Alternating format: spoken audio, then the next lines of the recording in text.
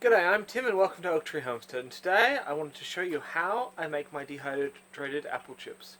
So, let's get going. Here we are in the kitchen, and this is what you need if you want to make apple chips. Now, I've got the apples, I've got lemons, and I've got water, and my lemon peeler. Now, the reason you have lemons is because apples will oxidize, where it goes brown if you leave them out after cutting them.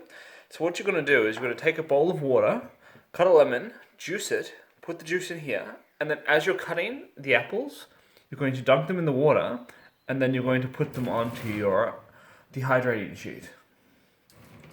This will ensure that they don't go brown and come out as a nicer product.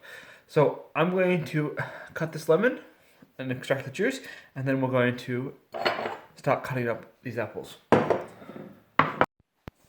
There's a few ways you can prepare the apples for drying. You can use one of these, which is a corer and a peeler that does all the job at once, and it cuts them into a spiral. I don't particularly like using this. I find that the spirals become fairly weak, so I'm going to do it by hand. So what I'm going to use is I'm going to use the peeler and a corer, and then I'm going to use a knife to cut the apple into slices, dunk it into the water, and then put it onto the sheet. So let's get started.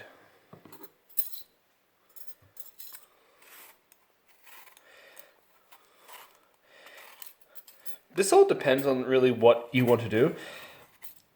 I made the apples last year without coring them and peeling them, and well, I didn't get eaten. So you live, you learn, and you got to make something that people are going to eat.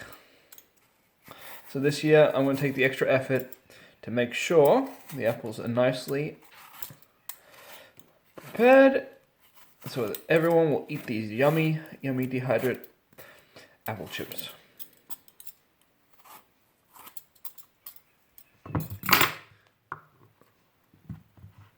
Take the core punch, line it up with the core, and just push down.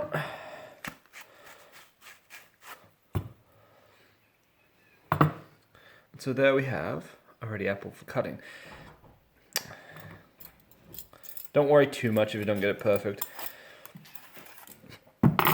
Now size. This matters more how big you want your chips. Now remember, one important thing is that it will lose a lot of size as it dries. So what I'll do is I'll cut them about that big. And look, that looks pretty thick, but it will lose a lot of its size. And if you're anyway concerned that it's not dried enough, just keep it in the dehydrator for longer.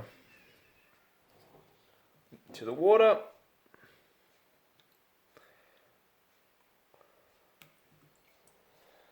Onto the sheet.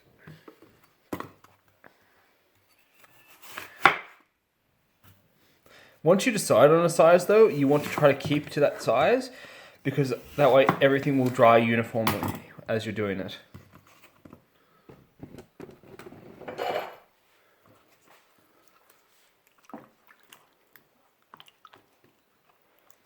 That's all it really needs to make sure they don't oxidize.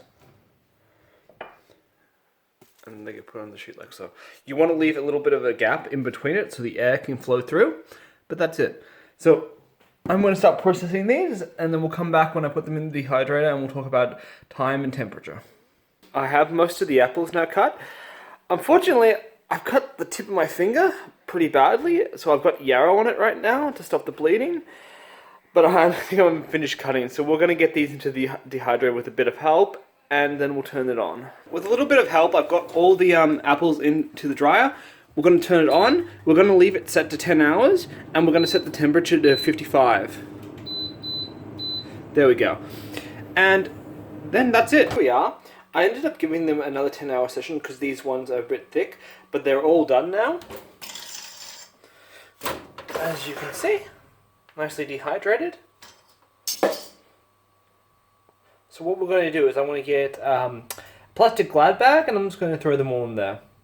So give me a second, I'll do that, and then I'll be right back. We got 4 nice bags of apple chips out of those drying trays. And a thing to remember is to put the date on it so you know when you've made them. Also with the label, if you're making different fruits, for instance this year I'm just making apple chips, so I'm not going to worry about putting apple on them because they're obviously apple chips. I haven't made any pear chips. Another thing that you can do is after you treat them in lemon, you can put cinnamon on top if you want to have that apple cinnamony taste. But otherwise, you can just leave them plain, or you might be experimenting with some other things. I hope you liked this video, and thank you for watching. If you have, please give it a like and subscribe. And for those of you who have subscribed, thank you so much for your support. It really means a lot to me.